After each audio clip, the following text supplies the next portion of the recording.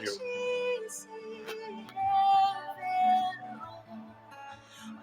Graça e paz aos amados. É uma alegria grande poder estar com os irmãos aqui na igreja de Ana Gonzaga. É assim que eu gosto de ver a igreja, né? Porque a gente ainda, talvez se acostumando, ainda que eu saiba que essa é uma nomenclatura oficial da nossa igreja, mas eu sempre falo isso, sempre que eu já tive a oportunidade de plantar algumas igrejas por esse Rio de Janeiro, e eu sempre começava, podia ter 2 pessoas, eu chamava de igreja. Porque igreja é onde Deus está envolvido. Essas nomenclaturas, claro, está lá nas nossas constituições, e eu gosto sempre de fazer as pessoas entenderem que aqui está a igreja de Ana Gonzaga. Você começa a falar congregação, o pessoal já pensa logo, isso aí já deve ser uma outra lojinha que está abrindo por aqui. Então, eu sempre chamo de igreja. Eu fiquei feliz quando Afonso me chamou, a gente estava no evento, foi? Afonso falou assim, pastor, por que o senhor não chama Davi? Aí eu falei, bro, é pra já. Se tiver alguma coisa, a gente desmarca. A gente quer estar junto, porque eu sei que aniversário a gente sempre tem bolo e tobe. E eu não sou de perder tobe em lugar nenhum, né? Se for além do tobe, se for Coca-Cola, aí que a gente fica mais feliz ainda. Eu não tomo Coca-Cola bem uns 15 anos já, irmãos. Mas depois que a glicemia me pegou, eu agora estou preferindo água. Diz que água é vida. Eu estava, nesse tempo de caminhando para cá, eu vim pensando um monte de coisa. A gente para no sinal, para nos engarrafamentos, e eu fiquei pensando muitas coisas que Deus vai falando no coração da gente. Eu fico muito grato a Deus, porque Deus tem falado conosco. Eu lembro que algum tempo atrás um irmão disse para mim assim, já há uns 30 anos, eu sou velho, ele disse assim para mim, eu vejo vocês falam, Deus falou, eu já estou na igreja há tantos anos, nunca escutei Deus falar. Eu falei, coitado, é uma pena. Você está na igreja há tantos anos e diz que nunca escutou Deus falar. Talvez ele quisesse escutar Deus falar assim, de uma forma sobrenatural, e aí ele não consegue escutar Deus falar. Eu agradeço a Deus, louvo o Senhor pela igreja que está aqui nesse lugar, pela liderança da igreja, pelos irmãos. Estou vendo alguns irmãos aqui, são nossos companheiros de jugo, irmãos de jornada. Eu louvo a Deus também pela vida de cada um daqueles que estão conosco aqui, compartilhando desse culto de adoração ao Senhor. E eu gostaria de pedir aos irmãos lá da multimídia que nos ajudasse achando Filipenses capítulo de número 3, verso 14, 15, 16. Ok. Quanto mais, quanto mais, irmãos, qual é o versículo aí que você apareceu primeiro aí? Quanto mais, irmãos, esse é o... Então tá. Então vamos até o 14, do 1 até o 14, vamos juntos? Aquela leitura bonita igual vocês fizeram com o presbítero Afonso. Quanto mais, irmãos meus, alegrai-vos no Senhor. A mim não me desgosta e a segurança para vós outros que eu escreva as mesmas coisas. Acautelai-vos dos cães, acautelai-vos dos maus obreiros, acautelai-vos da falsa circuncisão. Porque nós é o que somos a circuncisão, nós que adoramos a Deus do Espírito e nos gloriamos em Cristo Jesus e não confiamos na carne. Bem que eu poderia confiar também na carne. Se qualquer outro pensa que pode confiar na carne, eu ainda mais. Circuncidado ao 8º dia, da linhagem de Israel, da tribo de Benjamim, hebreu de hebreus, quanto a lei, fariseu. Quanto ao zelo perseguidor da igreja, quanto à justiça e à lei, irrepreensível. Mas o que para mim era lucro, Isso considerei perda por causa de Cristo. Sim, deveras considero tudo como perda por causa da sublimidade do conhecimento de Cristo Jesus, meu Senhor, por amor do qual perdi todas as coisas e as considero como refúgio para ganhar a Cristo e ser achado nele, não tendo justiça própria que procede da lei, senão o que é mediante a fé em Cristo, a justiça que procede de Deus, baseado na fé. Para conhecer e poder da sua ressurreição e a comunhão dos seus sofrimentos, conformando-me com ele na sua morte, para de algum modo alcançar a ressurreição dentre os mortos. Não que eu já tenha recebido ou tenha já obtido a perfeição, mas prossigo para conquistar aquilo para o que também fui conquistado por Cristo Jesus.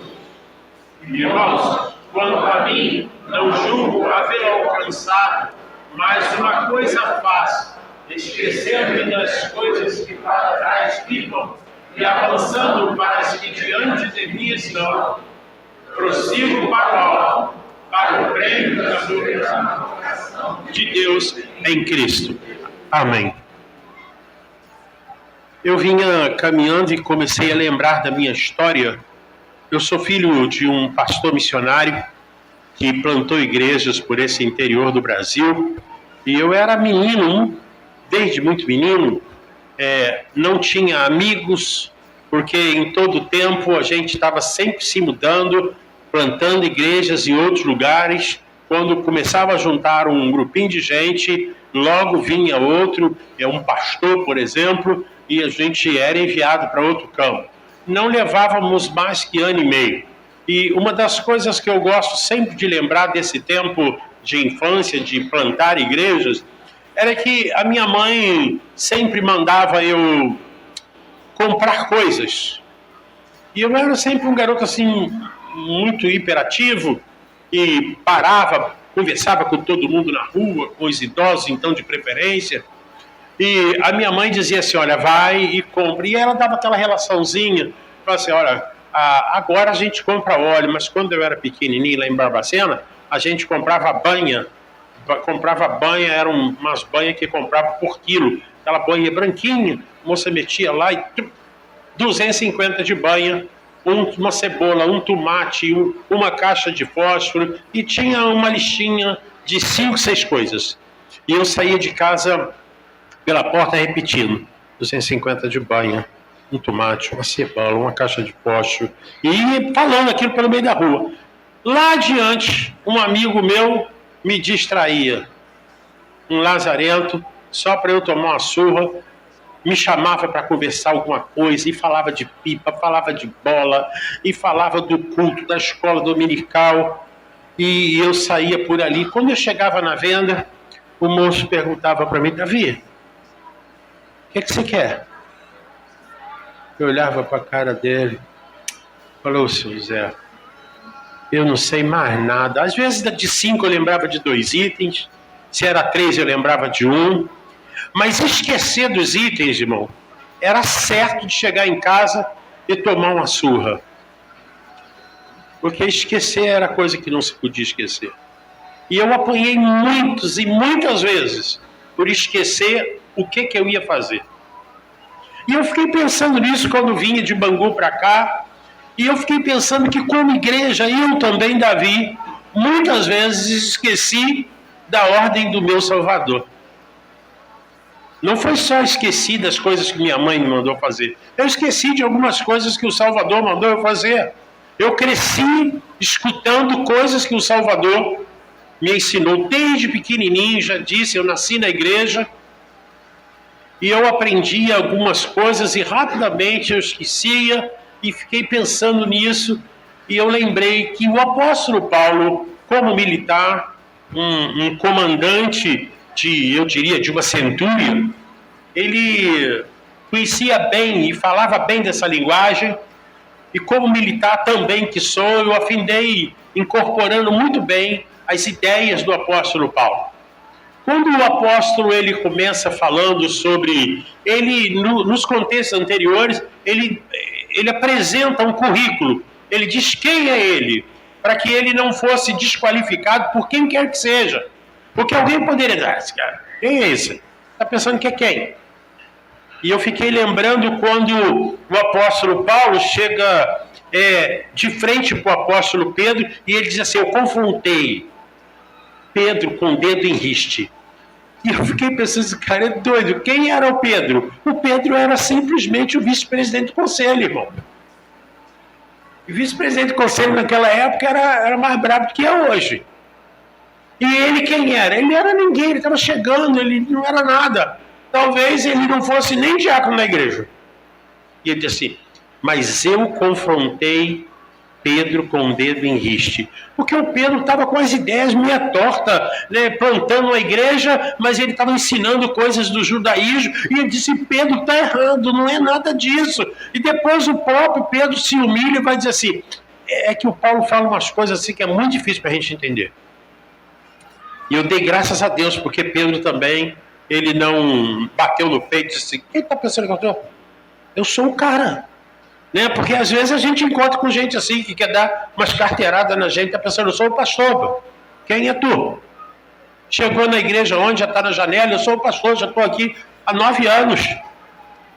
Você está entendendo? Mas o Pedro não, ele disse assim, não, o Paulo está certo, ele fala umas coisas assim muito difíceis, eu demorei a entender, mas ele está correto. E aí o Paulo está discorrendo exatamente sobre esse contexto, ali dos versos 3 até o verso 11 por ali, e aí ele começa a dizer, olha, não que eu já tenha alcançado, eu ainda não alcancei, eu ainda não estou perfeito, mas eu ainda estou caminhando para o alvo. E aí ele fala de alvo. Quando ele fala de alvo, eu comecei entender exatamente o que Paulo estava querendo falar, exatamente por essa similaridade de saber o que ele estava dizendo.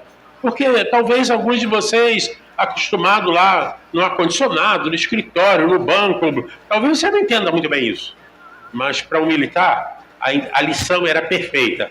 Paulo disse assim, eu prossigo para o alvo. Eu era guarda. Escuta essa, Igor. Eu era guarda na primeira divisão de exército, Vila Militar, Palácio Duque de Caxias. Estou eu lá. Mascarenhas de Moraes. Estou eu lá, 3 horas da manhã, eu 18 anos de idade, estou querendo dormir, gente. Eu estou querendo tomar conta de nada. Aí eu estou lá, meio que escorado no fuzil. E aí eu olho, vem um homem lá longe andando pela avenida. Eu falei, puxa vida, e naquela época estava um negócio assim, eram os anos 70.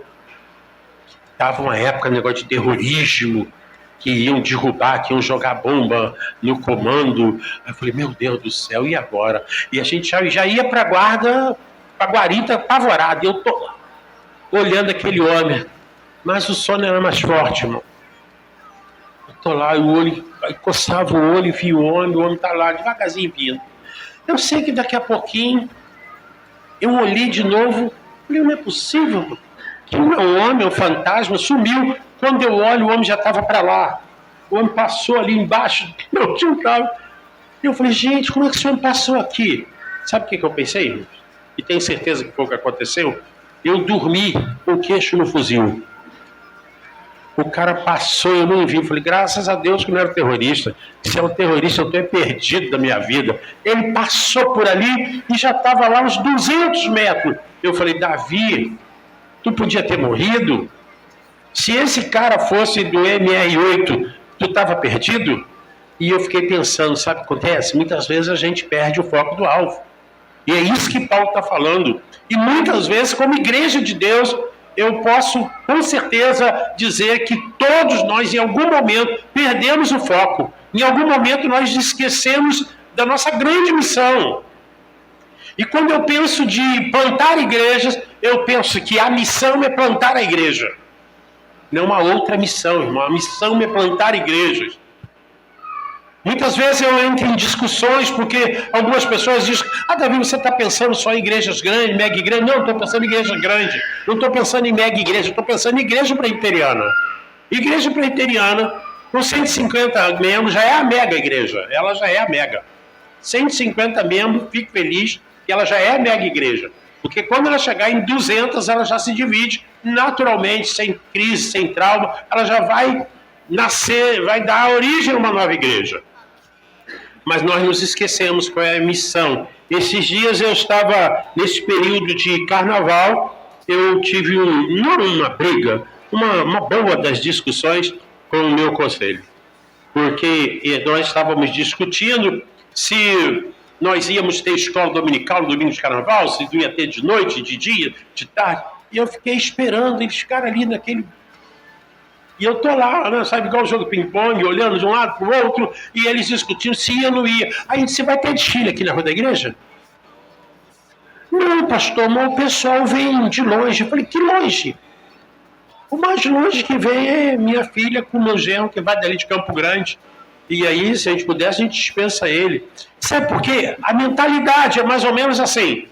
A gente é uma congregação que está querendo ser igreja, mas a mentalidade está da igrejona. A gente tem a mentalidade da igreja que a gente veio, da onde a gente está nascendo. Gosto de pensar muito isso. A Igreja Presbiteriana do Brasil é uma das maiores e mais respeitadas igrejas, denominações dessas terras tupiniquim. Alguém pode dizer que a Igreja Universal é uma igreja rica. Eu digo: não, rica é a Igreja Presbiteriana. Mas como que eu falo isso para os membros da minha igreja, se quando eles olham e dizem: poxa, pastor, a gente podia comprar um bebedouro? Eu falei: irmão, vamos vender angu a baiano. Aí eles dizem assim: pastor, o senhor não disse semana passada que a Igreja Presbiteriana é rica? Alto lá, a Igreja Presbiteriana é rica, não nós. Nós não somos. Nós vivemos de aluguel, irmão, igual uns irmãos. Pagamos aluguel, é um sacrifício para vencer o mês. Normalmente o mês fecha no vermelho, e aí eu não posso ficar gritando muito, porque senão os irmãos... Pastor, o senhor não disse que a igreja presbiteriana é? Eu disse: o meu pai é. Nós ainda não somos nada. Então, essa é a perspectiva de para onde nós queremos ir, aonde nós estamos focados, aonde nós precisamos chegar. Nós ainda não somos, nós queremos chegar nesse lugar. E o Paulo, então, ele diz exatamente isso. Eu queria chamar a atenção para a primeira coisa que me chamou a atenção aqui, é a ótica certa. A ótica certa a respeito do nosso passado. Precisamos ter uma visão correta de quem somos nós. Paulo diz ali, como eu disse, ele começa a dizer: eu sou. E ele se diz: eu sou hebreu, do melhor dos hebreus, eu sou fariseu. E ele começa a falar quem ele é. Ele está olhando para o passado simplesmente para dizer para as pessoas de onde que ele veio. E é legal isso, a gente poder saber quem somos nós. Nós somos uma igreja presbiteriana. E aí nós sabemos de onde nós viemos. Ou seja, a gente quer chegar a algum lugar, o nosso alvo é lá, mas a gente não pode, para chegar no alvo, fazer curvinha. Eu lembro quando eu era muito pequeno, eu fico olhando aqui, tem algumas pessoas aqui com quase 70 anos como eu. E tinha um desenho animado, era um coelho. O coelho era o xerife da cidade. E o coelho, ele tinha uma pistolinha muito engraçada. A pistola dele... Alguém vai lembrar, mas não precisa dar cola, não. E aí ele atirava com aquela pistola dele. A munição dele era a melhor munição do mundo. Fazia curva, dava volta na parede, até pegar o incauto. Mas ele nunca errava, porque o tiro dele sempre chegava aonde ele queria que chegasse. E eu fico pensando, nós não temos essa pistola que vai sempre no lugar certo. Portanto, nós precisamos uma visão do passado, quem éramos nós, de onde nós viemos, de onde nós saímos, mas nós não podemos, então, negociar, eu diria, esses nossos princípios. E essa tem sido sempre a grande discussão de que, para chegar ao alvo, nós não podemos negociar o presente. Ou seja, a gente não está disposto a fazer qualquer coisa, a pagar qualquer preço para chegar ao alvo que alguns estão querendo chegar. Porque alguém diz para o pastor assim: olha, tu tem que fazer a meta, tem que bater a meta, tem que isso, tem que aquilo. O pastor, coitado, sai dali desesperado para bater a meta. Graças a Deus, irmãos. Eu e o Igor não precisamos pagar a meta. Só o Senhor quem haverá de nos cobrar essas metas. Porque as metas estão na mão do Senhor. Mas ninguém diz, olha, tu tem que salvar tantos. Eu lembro que eu tinha um pastor presbiteriano, nunca mais esqueci isso, eu era presidente do presbitério. E aí um dia ele foi ordenado, no mesmo ano que ele foi ordenado, no mesmo ano, ele chegou e fez o relatório, salvei 100 pessoas. A gente, os pastores, ficou todo mundo assim olhando para cá, como assim? Ele disse, salvei 100 e tantas pessoas. Eu falei, rapaz, eu já estou no ministério quase 20, na época, eu já estou quase 25 anos, ainda não salvei uma pessoa. Eu queria tanto salvar pelo menos as minhas filhas, ainda não consegui salvar. Como é que você está salvando todo mundo assim? Porque havia estado no Brasil um pastor argentino, salvo juízo, e o pastor salvava todo mundo, e aí ele começou também a salvar. E aí ele salvou 100 e pouco no primeiro ano, salvou mais outros 100 e pouco no segundo ano. No terceiro ano ele foi excluído da denominação. A igreja presbiteriana teve que mandar ele embora, porque ele já estava salvando gente demais. Levantava a mão de manhã, ele batizava de noite. Levantava a mão de noite, ele batizava de manhã. E assim ele estava enchendo. Eu falei, gente, tem um preço, não se paga esse preço. Nós conhecemos o nosso passado e sabemos de onde a gente veio. Para chegar ao alvo, não é qualquer preço. A segunda visão que o apóstolo Paulo nos ensina aqui, dentro desse contexto, é que nós precisamos, então, ter a visão certa do nosso presente. E às vezes eu fico pensando no nosso presente. Quando eu olho para a igreja brasileira de uma maneira muito geral, eu olho também a igreja presbiteriana no presente século. Nós precisamos, sim, precisamos desenvolver muitas coisas, nós somos bons em muitas coisas, e eu fico feliz, sou grato ao Senhor por ter a visão certa do meu presente, de quem somos nós. Nós somos uma igreja organizada, nós somos uma igreja bem organizada, nós temos ata, irmãos.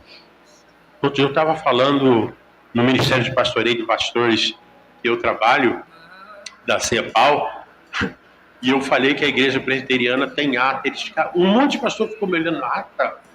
Sim, rapaz, a gente faz ata. Aí um batista disse assim, igual a nós, Davi? Eu falei, mais ou menos igual de vocês. Mas eram os dois, só os batistas e os presbiterianos fazem ata. Os outros vai em cima da perna mesmo, vai tocando a vida e vai sempre correndo para frente. E eu disse, nós temos ata, você pode chegar lá e dizer assim, no ano de 2023, presbítero Manuel Afonso estava lá na direção do culto, na igreja de Ana Gonzaga. Manuel Afonso já está olhando a gente lá do céu, todo feliz, na fresquinha, diz assim, foi mesmo. E os netinhos, os bichos ficam olhando assim, meu bisa, meu avô. Ou seja, nós temos uma ata para revermos essas histórias. E as pessoas lá não têm, não sabem quem fez nada, não sabem quem começou nada, não sabem absolutamente nada. Eu disse, a igreja presbiteriana tem. A gente faz aniversário, tem bolo, irmão, você tem ideia que é bolo?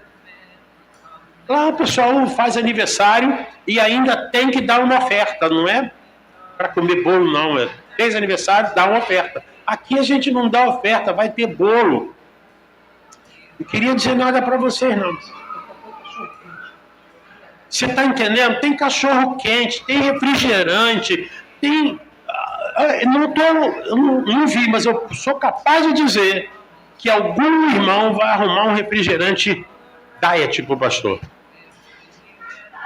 O pastor, acho que tem aí um escondidinho aqui, que era do presbítero Afonso, e vai arrumar um copinho para mim. A gente tem esses negócios, em lugar nenhum você vai, tem essas festas, esses eventos, nós somos especialistas nos eventos. Sociedade interna, eu falo, gente, vocês não têm ideia do que é sociedade interna. O pessoal fica assim, o que é sociedade interna, Davi? Eles já ficam pensando em outras coisas, eu digo assim, sociedade de homens, você sabe o que é isso? Sociedade de mulheres, sociedade de adolescentes, algumas nem existem mais, mas eu falo, tá lá, sociedade de adolescente, de criança. Eu falei, Davi, a gente não tem nada disso, rapaz. Você está entendendo? Nós somos uma igreja que no presente século a gente ainda consegue alguma organização, mas nós não podemos pensar, irmãos. E Paulo quer que eu entenda e você entenda isso, que apesar de nós termos algumas, muito, eu diria, excelentes organizações, os olhos continuam no alvo. Porque senão a gente fica na periferia e nunca chega lá no alvo. A gente fica, às vezes, questionando. Eu estou aqui olhando a igreja bonita, eu fui pastorear uma igreja que tinha uma congregação e em dado momento lá teve uma briga para saber qual era a tinta que ia pintar a igreja, a congregação. E eu confesso para os irmãos, vocês nunca vão querer que eu pastoreie mesmo vocês, eu não estou disputando a eleição com o Igor nem com ninguém. Eu não tenho muito juízo não, sabe, irmão? Só em olhar você já percebeu, né? Eu não tenho muito juízo. E os irmãos estavam numa discussão qual era a cor que eles iam pintar. E quase se matando, brigando. E eu disse assim, resolvida a parada. Irmão quer a tinta azul? Traz um galão de tinta azul. E tu? Ah, eu quero bege, traz um bege. E tu? Amarelo, traz um amarelo. Aí ficou todo mundo me olhando assim. E aí, pastor, então tem duas opções. A gente vai votar as duas opções. A gente mistura todas as tintas num galão. E aqui sair é. E minha mãe dizia que o nome dessa tinta misturada é cor de burro quando foge. Se vocês não gostarem muito, a gente tem uma segunda opção. Cada um faz um mutirão com um grupo da igreja que gosta daquela cor e pinta faixas ou então quadradinhos. E aí um vice-presidente brabo pra caramba virou pra mim e disse assim, tá tirando onda com a nossa cara, né, pastor? Eu falei, não, eu tô tentando ajudar, irmão. Vocês já estão aqui mais de 1 hora e não chegaram à conclusão. Eu quis ajudar, desculpa, irmão. Então, dá um jeito de vocês aí, eu não vou nem falar mais nada. E fiquei lá, não me ofendo, não me aborreço, não desvio, nada. Depois eles voltaram, não, pastor, qual é a tinta que o senhor acha que ficaria legal? Falei, vai me perguntar para mim, qualquer cor para mim tá bonita, porque eu não estou muito importando com a cor da igreja. Eu estou importando com as coisas que acontecem dentro da igreja. Você entendeu o que é perder o foco? Esquecer do alvo? Muitas vezes a gente fica brigando pelas coisas que não são e esquece das coisas que são. Igreja de Ana Gonzaga. Nós somos uma igreja que está crescendo. Nós somos uma igreja que precisa crescer.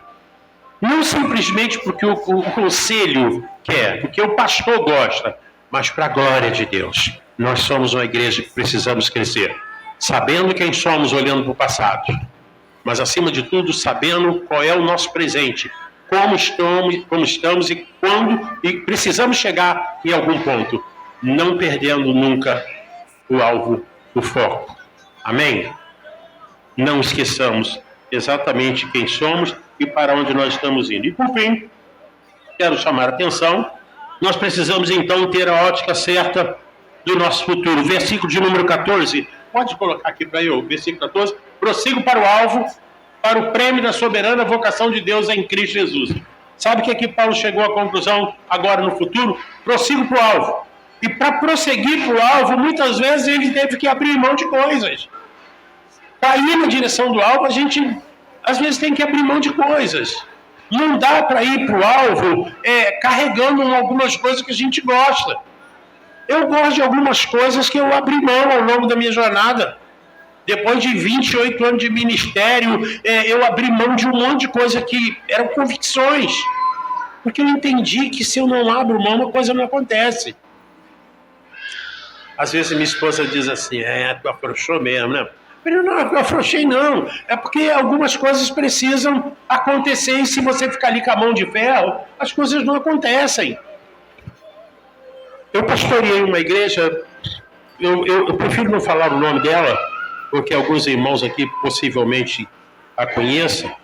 Eu pastoreei uma igreja no interior do estado do Rio de Janeiro.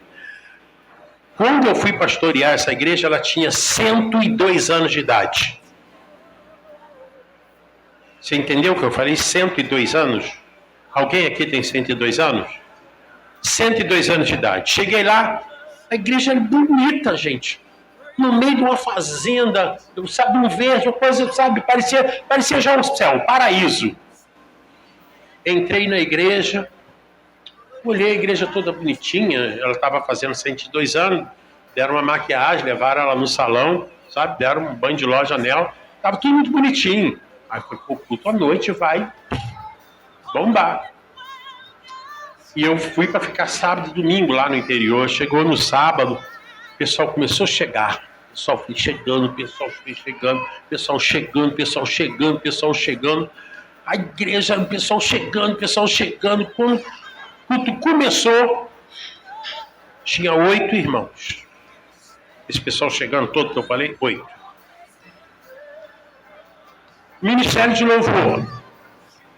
Gogó. Eu falei, mas não tem... O pastor não gosta. Cara, o pastor não gosta. O pastor não gostava de microfone, o pastor não gostava de violão, o pastor não gostava de tamborim, de bateria, de palma, não gostava nem de mão. Eu falei, gente do céu, rapaz, 102 anos de idade, a igreja com 8 membros. Acabou o culto, eu muito triste, desgostoso de ver aquilo, meu primeiro ano na igreja. Sentei para jantar com o pastor e falei assim, pastor, que isso? A igreja não tem um violão, caixa de som. Não, esses negócios tudo do diabo. Eu falei, por que em 102 anos a gente só tem 8 pessoas? E ele disse, Davi, porque aqui as crianças nascem e aí elas ficam adolescentes e elas vão embora para a capital, que é para estudar e fazer faculdade. Tem alguma lógica. Muito bem, chegou no domingo, escola dominical, e à noite eu vim embora à noite, e minha esposa disse assim, poxa filha, noite perigosa, vamos ficar por aqui, tem lugar para dormir, a gente dorme aqui de manhã, a gente vai embora na segunda-feira. Tá. Só que de noite eu escutei um barulho de culto, um barulho arrebatador de culto. E aí eu não perguntei, como eu já disse para vocês, eu sou meio sem noção, não fui para a nossa igreja, nem a minha esposa sabe onde eu me enfiei, larguei ela para lá e fui seguindo aquele barulho do hino. Cheguei, andei mais ou menos daqui até o final dessa rua, só que tinha uma curvinha lá no final, um culto de uma Assembleia de Deus daqui até lá.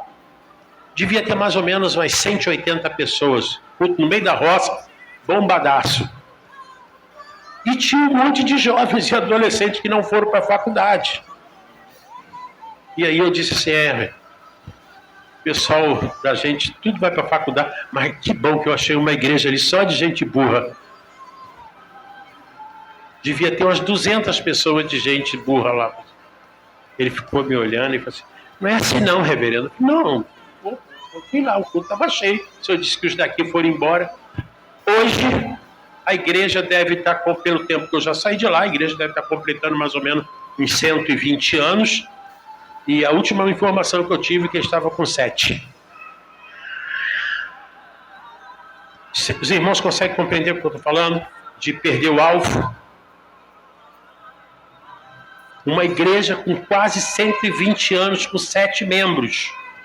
Porque não pode ter a bateria, não pode ter o microfone, não pode ter caixa de som, porque o pastor não gostava de barulho. Eu fiquei apavorado, irmãos, me perdoe aqui, não é desabafo não, porque já passou. Os bancos da igreja era colado na parede, o pessoal assistiu o culto assim, ó. E aí, do culto, na hora que eu fui pregar, eu olhei, os bancos da igreja estavam tudo cimentado no chão. Fizeram as sapatinhas, enfiaram o banco lá. Aí eu perguntei assim, não, o que é aquilo ali? Aí eu falei, não, pastor, é os bancos. Eu falei, mas por que eu não boto o banco igual todo mundo assim? Aí eu falei, não, pastor, não vai mexer nesse banco. Quem botou esse banco aí foi o vô do pastor. O vô do pastor que botou o banco desse jeito. E aí não pode tirar porque foi o vô dele. Falou, olha, a próxima vez que eu voltar aqui, eu vou trazer uma caixa só de cupim para comer os bancos da igreja todo. Gente, o que eu estou querendo dizer para você é que a gente não pode perder qual é o nosso grande alvo. E, infelizmente, nós, às vezes, esquecemos qual é o alvo, ficamos distraídos, olhando para a coisa, sabe, igual o Davizinho, que ficava na rua, esquecia o que ia fazer. Paulo está dizendo, olha, não perca o alvo. Não perca o alvo. E eu queria que nessa noite eu e você pudesse, sim, olhar para trás, descobrir quem nós somos de verdade.